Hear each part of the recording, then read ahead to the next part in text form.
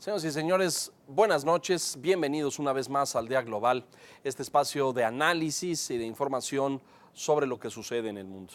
Por meses, los ciudadanos catalanes en España han debatido e insistido en el derecho y la urgencia de una consulta pública abierta para definir si Cataluña se independiza de España o no.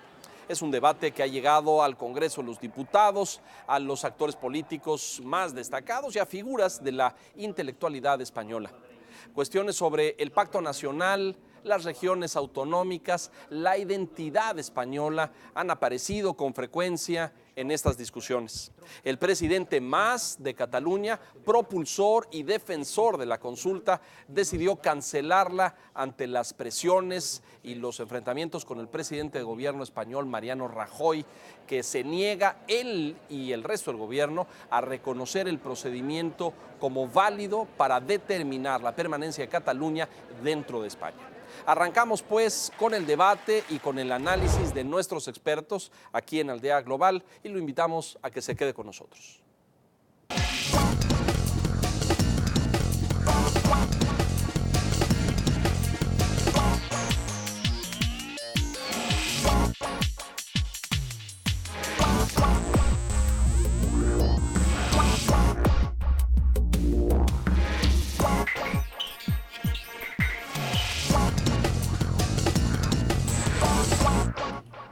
Le doy la bienvenida esta noche al maestro Armando García, es maestro de Relaciones Internacionales por la Universidad de Barcelona y actualmente catedrático en la Iberoamericana aquí en México. Bienvenido.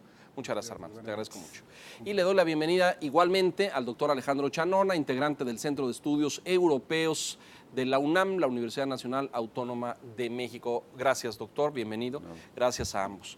Es un tema que ha ocupado los encabezados, los medios, los diarios, mucha atención en España y además coincide con este momento del cambio de estafeta en la Casa Real. ¿No es cierto que es como un reto y un desafío para el nuevo monarca si esto sucede o no? ¿Cómo estamos después de que se decide que no se hace el referéndum? ¿Va a haber o no va a haber referéndum, doctor? Yo creo que va a haber una consulta popular no vinculante, es decir, una consulta popular no referendaria que implica la insistencia de Artur Mas, del presidente de Cataluña, de la Generalitat, de que ellos no van a desistir. Independientemente de eso, yo creo que en un futuro ellos lo que pueden prever es una reforma constitucional que les permita el derecho a autodeterminarse. En el ínterin, la reforma constitucional no la veo en el camino porque una España sin Barcelona, visto de otra manera, o sin Cataluña, es una España inviable. Es muy importante esto y habría que precisar que la Constitución española no permite la realización de esta consulta pública con carácter de transformación, de cambio, ¿no es cierto? No permite la realización de esta consulta si solo se les pregunta a los catalanes, porque son los argumentos que se ha dicho, que es una cuestión que tiene que ver con todo el pueblo catalán, con todo el pueblo español y que es con la soberanía española, y entonces que los catalanes no solo pueden decidir qué va a pasar con España, ¿no? Pero es parte de este debate de si había negociaciones políticas para permitir una pregunta, un referéndum a los catalanes si querían seguir siendo parte de España. Ahora, lo que vemos es, bueno, Mas da marcha atrás y dice no hacemos la consulta. El referéndum de autodeterminación, pero hacemos una consulta que no sea referendaria, es decir, que no tenga carácter de referéndum.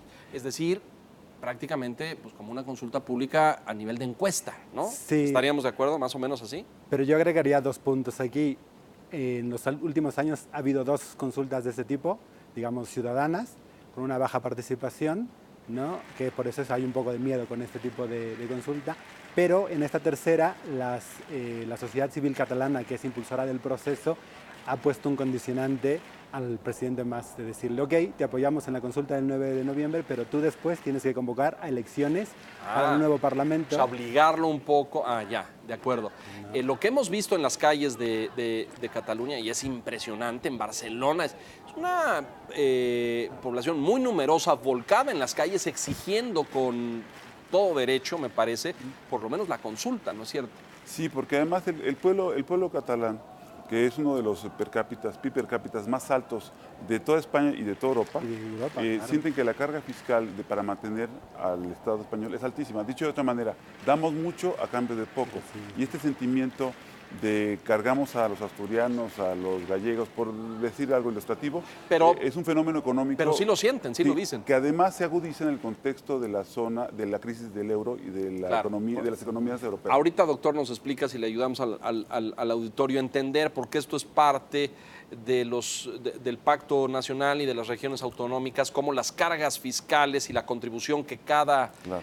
hace al Estado español son diferentes. Claro. Y esto tiene que ver con que Cataluña es la región más rica y más productiva y más industrializada de España. Pero antes de eso, me interesa mucho regresar a esto. El punto de una... ¿Cómo están los números últimos? Yo no los he visto, pero había una ventaja del sí hasta hace 3, 4 semanas y luego he visto como un cambio en estos sondeos. ¿Qué es lo que ves tú, Arnaldo? Hay un poco una paridad, ¿no? Entre el ¿Se ha sí y el emparejado? no. Se ha emparejado un poco, pero tiene una condicionante muy importante, que también es uno de los discursos que utilizaba el presidente Mas, la idea de nos independizamos de España, pero seguimos siendo parte de la Unión Europea, que a nivel europeo es una cuestión ilógica, ¿no? Imposible. Y cuando se le pregunta a los catalanes, ¿quieres independizarte de España? Sí, pero ¿quieres quedar fuera de la Unión Europea? Eso ya no. Entonces, ¿cómo Es jugamos con esto? incompatible esa división. Lo acabamos de ver Escocia. Ahorita, si quieren, en un momento hacemos la referencia al caso escocés, pero no se puede o no existe la forma constitucional de, bueno, dejo de ser parte de España, soy un Estado autónomo independiente nuevo y en automático soy miembro de la Unión. Eso no se ve viable, ¿no? No, porque los requisitos son muy claros y debe ser por unanimidad. La única entrada por la puerta de atrás a la Unión Europea fue la reunificación alemana, que implicó que la RDA o la extinta RDA... O esa parte de Alemania, al entrara. integrarse... Pero fuera de eso, salirse de la Unión Europea y creer que de manera independiente se puede solicitar de manera inmediata el ingreso o preservar la membresía es una falsa percepción. Totalmente. Y los catalanes lo saben. Algunos, otros no, se dejaron llevar por el discurso porque el gobierno de Artur Mas utilizó mucho el discurso de que los tratados europeos al final eran interpretativos y que puede haber una interpretación laxa, ¿no? En decir que, bueno, ya formamos parte de la Unión Europea porque éramos parte del Estado español, podemos seguir siendo parte... Sí, pero es un de la Unión. sofisma, eso Totalmente. es un poco. Entonces, los números, según los últimos, están bastante parejos. ¿Qué dirían ustedes? Yo 50, yo 50. diría que están, a ver, si quitamos la pregunta de ser independiente implica perder la membresía de la Unión Europea, te modifica los números y que genera un empate técnico, inclusive con un par de puntos en margen de error en A el favor no. del sí. Pero si tú quitas lo de la Unión Europea y le dices, no la ocultas y dices, ¿quieres ser independiente? ¿Quieres que sea un Estado independiente Cataluña? Dicen que sí, más del 50%, y un 25% alrededor dice que no. Es muy numeroso, pero cuando le agregas la otra pregunta Te da un giro. y que se empareja ahí, Se empareja y gana el Un no. poco el no. Armando. Pero incluso tiene que ver con el tipo de pregunta que plantearon para el referéndum que se va a realizar el 9 de noviembre, que es una pregunta con dos partes, ¿no? La primera que dice, ¿no? ¿Quieres que Cataluña sea un Estado? Si sí, ¿quieres que ese Estado sea independiente? Es un poco una pregunta sí, trampa, pero es un poco, ¿no? pues, claro que queremos que sea un Estado, pero Claro. es probablemente un Estado, a lo mejor no en toda su dimensión, pero tiene características de Estado. Sí, a ver, Cataluña y el territorio de Cataluña es un poquito más grande que Tabasco y quizás la mitad de Baja California. Ajá. Y tiene una economía pujante que representa el 18% del PIB español. Es decir, cargan con el mayor peso de esa economía, es muy productiva y con un sector industrial, manufacturero y agrícola. El más pujante, poderoso el de más España. poderoso de España. Claro. 18% del PIB, pero ahora dime la carga fiscal. ¿Cómo está en la distribución del pacto español lo que los españoles aportan al Estado? Bueno, en esa parte, en la parte de la carga fiscal, más o menos números, yo creo que con respecto a otras, vamos a compararlo. Si lo pondríamos con la autonomía de Asturias o la de Galicia, o entre otras, probablemente paguen el doble que pagan estas... En impuestos, en recaudación. En recaudación. O sea, es más caro vivir en Barcelona o en vivir en Reus de Tarragona, en cualquiera de estas provincias catalanas, que vivir en Sevilla. Yo creo que sí. Sí, que más caro que vivir en la que sería la España profunda, Salamanca, Cáceres, por ejemplo, la propia Asturias, ¿no? Acá se pagan más impuestos y hay mayor carga. Ahora, en ese mismo sentido hay mayor seguridad social, mayores prestaciones, mejores carreteras, No. mayor policía. No, es lo mismo. justo. Su enojo es justamente eso, dicen, queremos más gasto social porque pagamos más, y queremos más inversión del Estado aquí y no se ve proporcionalidad. Ahí está el punto, pero ese es lo fino, ¿no es Claro. cierto? Un ejemplo que se utiliza mucho para explicar el caso catalán, en la región autónoma de Cataluña es el único lugar donde se pagan las casetas de las autopistas, ¿no? Y el resto de España no hay No se peaje, paga, como le ajá. llaman ellos, ¿no? Y justamente los catalanes dicen, ¿por qué aquí tenemos que pagar si damos más al Estado español? Justamente es parte de... ¿El nivel de vida en Cataluña en comparación con el resto de España es más alto? Y se puede medir por PIB per cápita. Más o menos la media española debe andar en 22.000 euros al anuales año. y ellos andan alrededor de 26.000. Claro. O sea, 4,000 más 4.000 arriba. es un buen. No es nada menor eso, anuales. Y según un estudio de la OCDE, Cataluña podría ser la 34 economía más grande del mundo. La 34, Con- según la OCDE. Exactamente. Bueno, es impresionante. Déjenme cerrar esto de lo económico, porque ahí está un poco el eje de la molestia, ¿no? O del asunto. Pero antes de pasar al tema escocés y cómo lo ve el resto de Europa, al interior de España, las otras provincias o las otras regiones, etcétera, lo ven con buenos ojos, con malos. ¿Hay un asunto nacionalista aquí o es meramente un asunto económico? ¿Cómo desentrañar el sentimiento de los catalanes? Yo siempre he tenido una tesis que he visto en algunos expertos. La España es una España invertebrada. Es decir, la conformación de lo que fue la Gran Castilla, y etcétera, como reino, en realidad agregó identidades culturales, lenguas y prácticas totalmente disímbolas, y en esa lógica los catalanes no se sienten españoles. Y los demás, aunque tienen autonomismos, no tienen esa ambición, en mi percepción, de quererse separar o romper el pacto constitucional español. De España, Armando. No, de hecho, solo se habla de 4 nacionalidades históricas en España, ¿no? Los catalanes, los vascos, los gallegos y el resto de España, digamos. Andalucía. ¿No? Justamente, y la parte de Andalucía no tiene esta idea del nacionalismo andaluz con la idea de separación de España, ¿no? No, los andaluces son españoles, Claro, ¿no? Y nunca, ¿no? ¿no? Tienen tienen sus, este sentimiento. sus particulares culturales, pero no Sí, dejan de claro, y su considerarse como música y su español, claro. comida y todas Y esas su cosas. cantejón y todo esto. Pero, Claro. a ver, déjame volver a esto, porque ya vimos un caso en el siglo XX de una nación que se armó así después de la Segunda Guerra Mundial. España es mucho más antigua como Estado-nación, pero que fue la antigua Yugoslavia y que se forma un poco a la fuerza con identidades culturales, lingüísticas, etcétera, Religiosas. distintas, religiosas, y lo aglutinan todo en un Estado que 50 años después fracasa, y fracasa brutal y violentamente con una guerra y con un conflicto.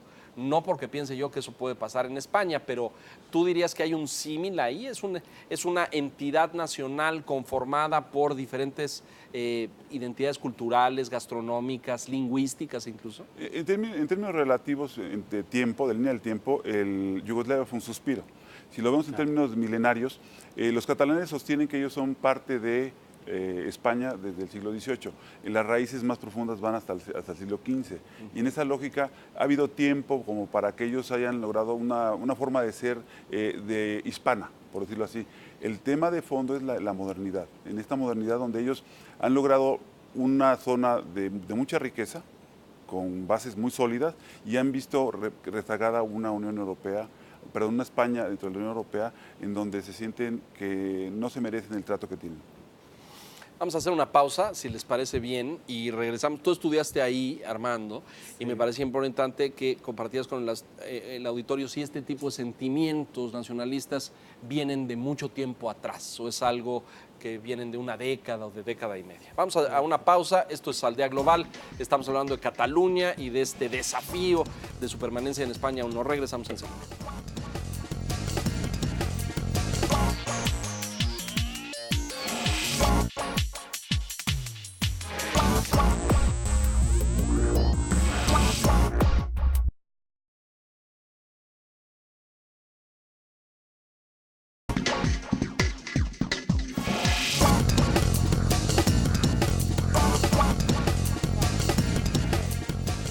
Discutíamos ahora en el corte, y es importante decirlo, Armando, ayúdanos, por favor, doctor Chanona, a distinguir entre este catalanismo o este sentimiento legítimo y válido de orgullo, de pertenencia a la región, al país, a la identidad cultural catalana, y otra cosa, este movimiento independentista. Hay diferencias ahí, ¿no? Sí, hay una diferencia, que son dos términos que se suelen confundir, catalanismo e independentismo, pero el catalanismo ha existido siempre producto de esta idea de Cataluña como una región, como una nación, como una nación en la que comparten lengua, cultura, tradiciones, historia, ¿no? Y la idea de la independencia, del independentismo, el movimiento, es más reciente, más moderno y tiene mucho que ver con las cuestiones de las crisis económicas y la crisis institucional de los partidos políticos en España. ¿Lo detona la crisis económica española y las medidas impuestas por la Unión Europea? Yo creo que no. Yo creo que el Estatuto de Cataluña de 2006 es el que introduce por primera vez la figura de la consulta popular y la tratan de llevar al extremo ahora con la decisión del Congreso y del Parlamento catalán de lanzar este referéndum de autodeterminación que ya abortó, que ya fracasa, pero traen esta lógica antes de. Yo creo que el sentimiento de nos cargan la mano, no nos dan el lugar que merecemos, no hay flexibilidad, antecede a la crisis del euro. Sin embargo, la crisis del euro viene a profundizar, acentuar, por supuesto, y incluye, ahí sí incluye a Escocia o incluye a la propia Cataluña. Claro, que están en ese. Déjenme preguntarles estos. ¿Ha habido torpeza por parte del gobierno central español? Hablo desde Zapatero o de Rajoy para lidiar con este sentimiento, para atender la inquietud catalana. Desde mi punto de vista, sí, sobre todo con los gobiernos del PP, de Mariano Rajoy. Zapatero, podríamos decirle una torpeza, es su negación de la crisis, que tardó tanto tiempo no pasa en decir, nada, ¿no? aquí no existe. Exactamente, pero fue una torpeza en general para toda España. En cambio, con el gobierno de Rajoy, siempre que el gobierno catalán ha tratado de hablar, Hay una negativa diálogo, tajante. no, respaldado en la idea de la Constitución lo prohíbe, ¿no? Claro. Sí, en un apoyo legal o jurídico, Claro, pero legalista, diríamos. entraríamos en la diferencia legítimo y legal. ¿Tú qué dirías, Alejandro? ¿Tú crees que...? Yo creo que hay una crisis política, porque ha habido escándalos de corrupción de parte del PP. O sea, el caso, si mal no recuerdo, es el caso Bárcenas, si lo recuerdo bien, sí. donde hay una doble nómina para pagarle a los líderes del PP.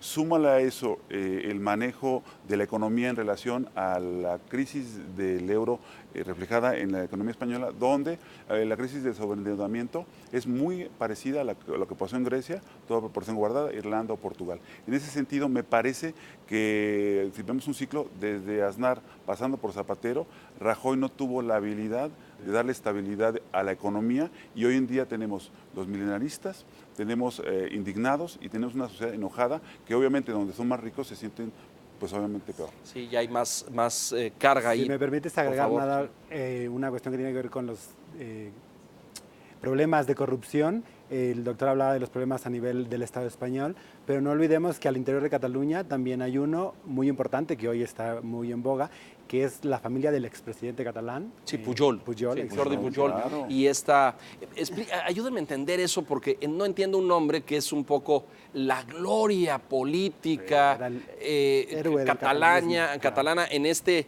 concierto de la España democrática, de transición, el hombre que ha representado en todos estos años la voz de Cataluña ahí, un hombre que se le conoce por fuerte, por temperamental, por muchas cosas.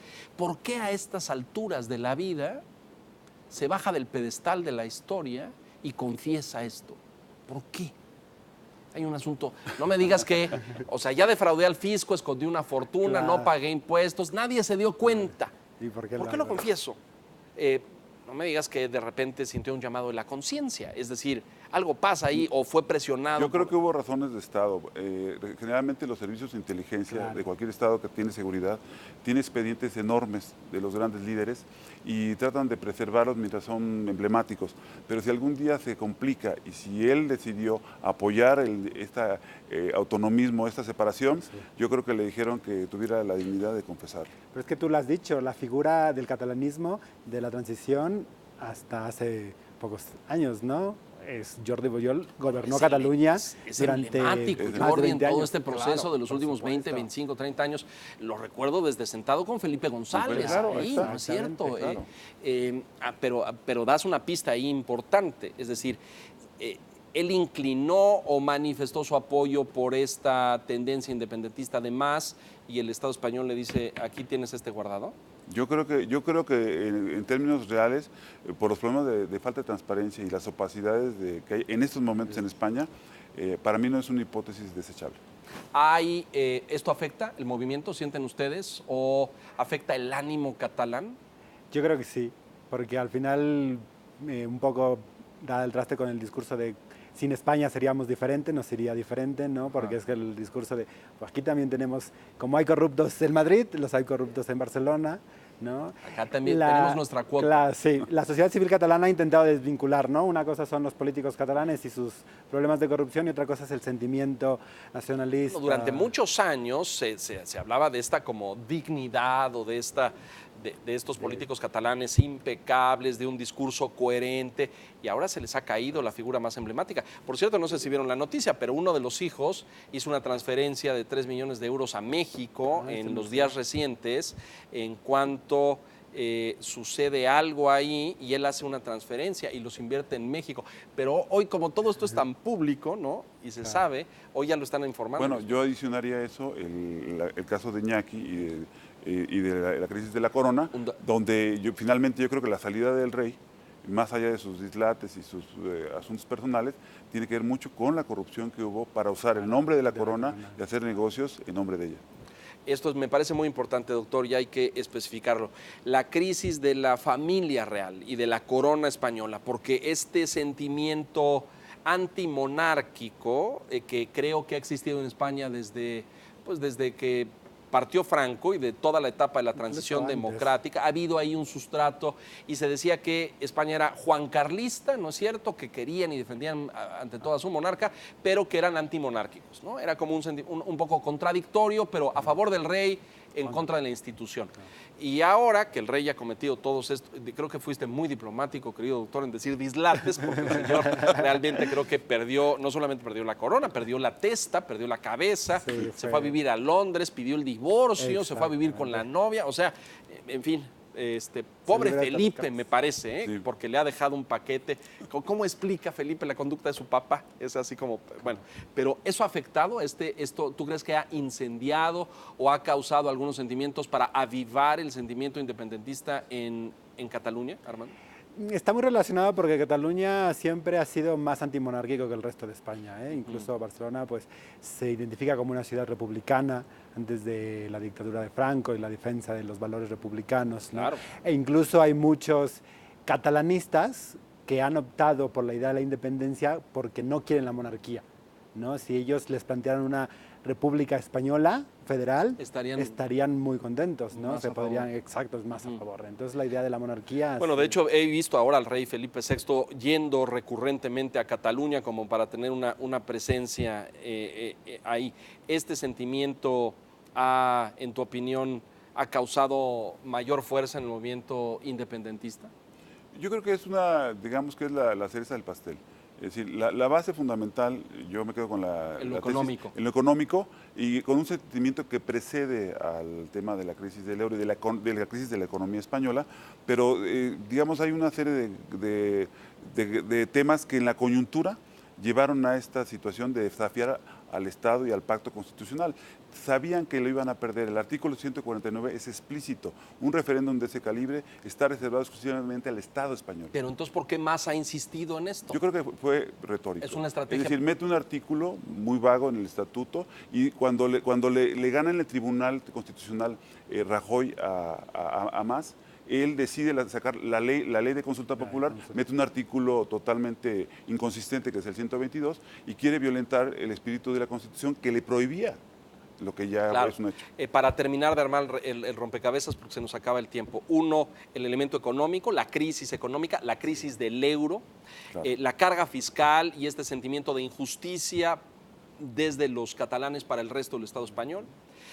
No lo hemos mencionado, pero vale mencionar las medidas restrictivas de la Unión Europea después de la crisis. Tú lo mencionaste, semejante a lo de Grecia y lo de... Sí, porque su programa de choque, ellos no quisieron entrar en los supuestos de la Troika, que fue Fondo Monetario Internacional, Comisión y Banco Central, por temor a verse mal. Sin embargo, hicieron de manera voluntaria un plan de choque tan impopular que Rajoy tiene los problemas que tiene de imagen.